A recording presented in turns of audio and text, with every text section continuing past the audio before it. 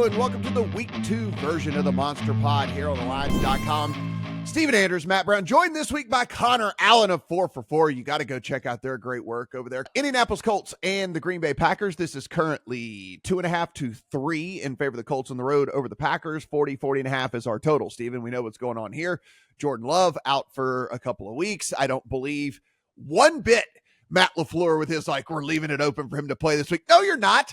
No, you're not. You're not running that dude out there this week. It looks like his leg bent in half. There's no freaking chance you're putting him out there. So this is going to be Malik Willis here in this game. And so we see the line flip to, in some places, like I said, all the way to a field goal, but 2.5 at the majority of shops out there in favor of the Colts.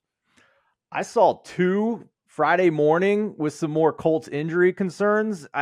This has been the most heated debate in the sports betting industry this week. What is the drop from Jordan Love to Malik Willis worth on the line? Has it gone too far? Yada, yada, yada. Listen, this is not Joe Flacco coming off the bench. This is not a decent quarterback with a lot of experience coming off the bench. Malik Willis sucks. All right. He is more of a third string quarterback than he is a backup quarterback. Since 2022, here are the QBs Willis ranks ahead of in EPA plus CPOE score with a minimum of 100 plays.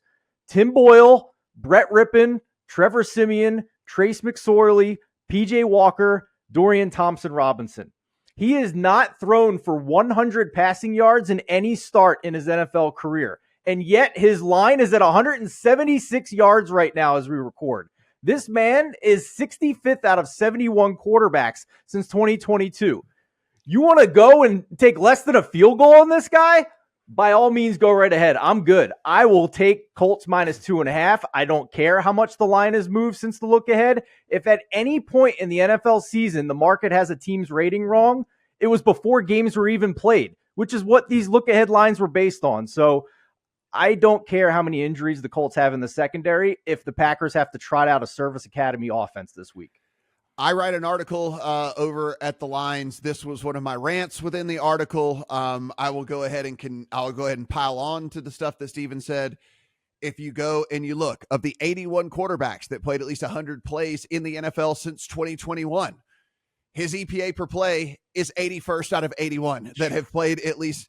You said the CPOE. He is 78 out of 81 in success rate. You just continue to go on. The guy is just bad. And Steven, you bring up look-ahead lines, and you bring up look-ahead lines far more than I ever do and all of that. But, here's the thing. I like the Colts a little bit better, I think, than most people do coming into this season. I was down on the Packers a little bit more than most people coming into the season. And so when you reference look-ahead lines, that's if you believe that the look ahead line was correct. That was if you believe that the look ahead line was right. Absolutely. And so you're everyone's always going, well, it was 4 or 4.5, so there's no way it's too big of a move. And I'm like, well, yeah, but according to me, this game should have been 3. So it's not really as big of a move as everybody is saying. If Jordan Love was playing and the line was Packers minus 5, I would have ran to the book. Yeah, would have ran to the book and taken the Colts plus 5. Yeah, so it's just, again, you have to also, the assumption there is that the look ahead line is correct, is right. And I didn't believe with that anyway. It was the first bet I made was the Colts this week. I came back in because I bet it at 3. So I came back in at 2.5 and took some more. I did too. Yeah, so I came back in and took some more at 2.5. Connor, set us straight here, man. No. 0% disagreement here. I mean, this is Thank you.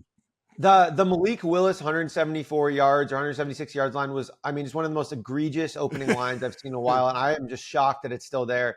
This is a guy, again, like you mentioned, 99, 80, and 50 passing yards in 3 starts. I tweeted something out about this yesterday, and I felt like I was taking crazy pills because some Packers guys were in my mention saying oh, well, he'll be good. LaFleur can figure it out. And I'm like, maybe, if LaFleur. Connor, he's been there for 3 weeks. He's been there for 3 weeks. That's the other part about all this that nobody's even talking about. The guy's been there for 20 minutes. He doesn't even know the playbook yet. How are they going to operate an offense? I don't understand. This guy's a terrible quarterback. He doesn't know the system against playing against a Colts team that's going to score plenty of points. How do the Packers score 17 points? It's going to have to be just design Malik Willis runs with some Josh Jacobs runs, which the only path to them keeping this game close is a Matt LaFleur masterclass, which is possible.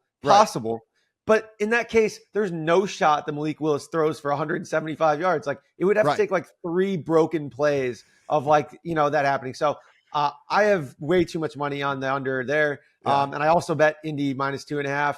And alts, I bet minus 6.5, Yeah. 9.5, whatever, all the way up. I'm all in. So we'll see. We'll see you guys. At the other side of the window. Yeah. You might see me on the streets if Green Bay covers. Yeah, we'll have a support group here, after the game if things don't go our way. Seattle Seahawks. One last thing. If we're wrong, let me just tell you, our coworker Eli Hershkovich is going to be the most smug bastard in the country next week. All right, because he's got Packers 3.5. All right. Of course he does. Of course. Again, we'll see. What a horrible sweat that is going to be to have to be sitting there and Malik Willis is your key to winning a bet. I can't even imagine how gruesome that must be and how that's going to feel. Guys, had a pretty good week 1, so hopefully we can continue on here in week number 2. Connor, do appreciate you being here as well. Of course, check out their great work over at 4for4. Awesome stuff over there, not just from a betting standpoint, from fantasy standpoint, DFS standpoint. Be sure and take in all of their great work.